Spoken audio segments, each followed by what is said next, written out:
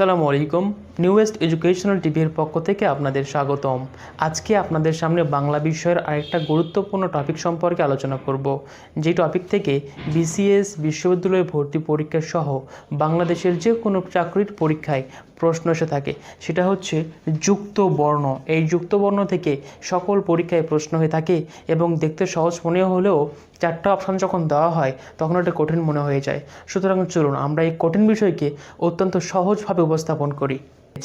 এই শব্দগুলোতে কোন অক্ষরগুলো ব্যবহৃত হয়েছে এগুলো আমরা এবার দেখে নেব।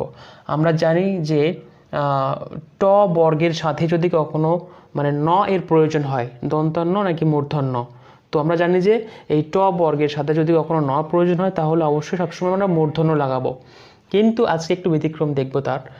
যেমন এখানে কি আছে, এই ট ঘন্টা, এটা লিখতে গেলে কিন্তু এই যে এরকম ট মূর্ধন্য ন, এখানে আছে মূর্ধন্য ন যোগ ট, মূর্ধন্য ন যোগ ট যুক্ত হয়ে ঘন্টা হয়েছে। কিন্তু প্যান্ট লিখতে গিয়ে কিন্তু আর মূর্ধন্য ন হয়নি, তখন দন্তন্য ন হয়েছে, দন্তন্য ন যোগ ট। এখন কথা হলো যে যদি ট বর্গের সাথে সবসময় মূর্ধন্য নয় যুক্ত হয় তাহলে কেন এখানে দন্তন্য ন? সেটা একটা কমন বিষয় হচ্ছে, যদি এখানে বিদেশি শব্দ আসে, বিদেশি শব্দের সাথে কখনো মূর্ধন্য ন যুক্ত হয় না, সবসময় দন্তন্য ন হয়। এই জন্য এগুলো দুটাই কিন্তু ঠিক। ঘন্টা লিখতে গেলে মূর্ধন্য ন লাগে আর প্যান্ট লিখতে গেলে দন্তন্য ন লাগে। এবার দেখব পূর্বাহ্ন। পূর্বাহ্ন বানানে এখানে রেপ হবে, হ্যাঁ পূর্বাহ্ন। এখানে যুক্তবর্ণ দেখতে পাচ্ছি হ আর দন্তন্য বা মূর্ধন্য একটা। তাহলে এখানে কোন কোন অক্ষর আছে? এখানে অক্ষর আছে হ যোগ মূর্ধন্য ন। এখন মূর্ধন্য ন নাকি দন্তন্য ন, তারপর এটা দেখি যে আহ্নিক লিখতে গেলে এখানে যেটা আছে এটা হচ্ছে হ যোগ দন্তন্য ন।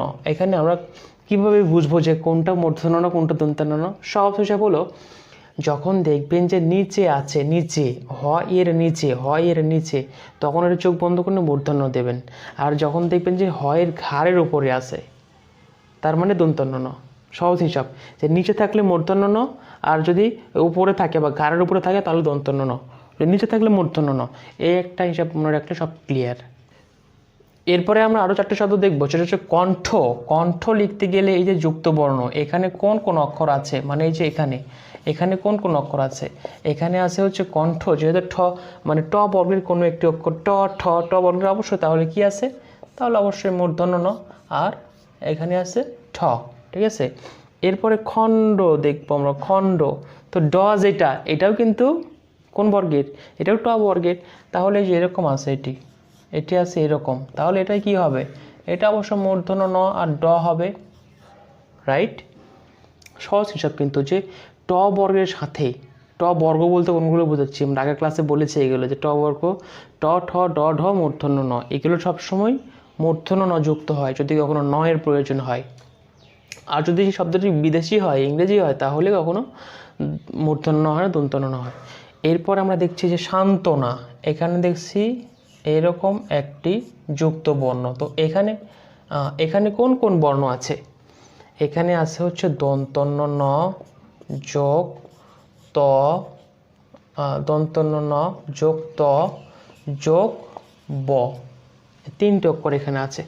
এরপরে দ্বন্দ্ব বানান, যেটা এখানে লক্ষণীয় বিষয় হলো যে দ্বন্দ্ব বানানে কিন্তু দুই দতেই ব হবে, দুই দতেই ব যুক্ত হবে। তাহলে আমরা এটা দেখব যে এখানে কোন কোন অক্ষর আছে। তো এখানে আছে হচ্ছে দন্তন্য ন যোগ দ যোগ ব।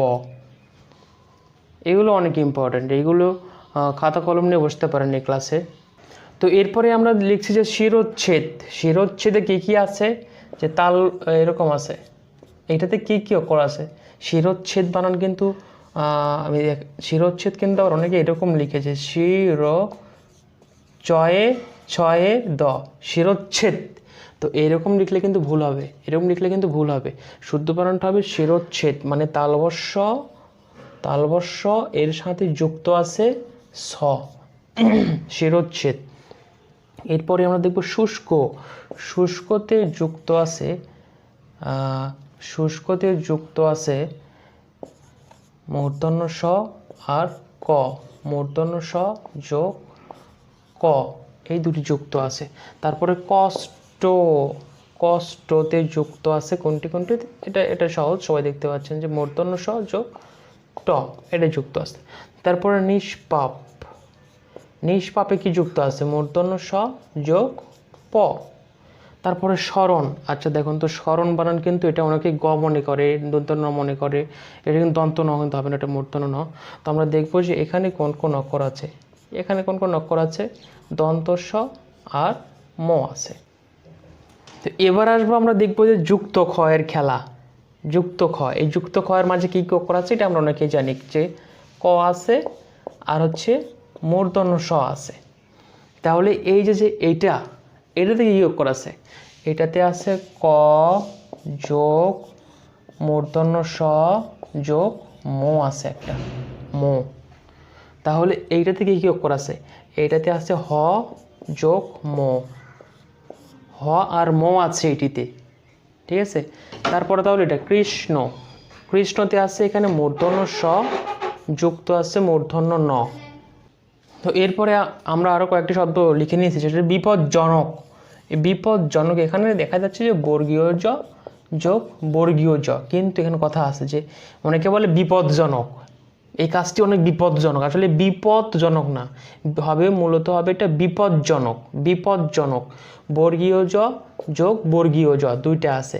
তারপরে কুজ্ঝটিকা, কুজ্ঝটিকা মানে কুয়াশা, তো কুজ্ঝটিকার কী কী আছে? এখানে যুক্তবর্ণ বর্গীয় জ আর ঝ আছে, ঠিক আছে, কুজ্ঝটিকা।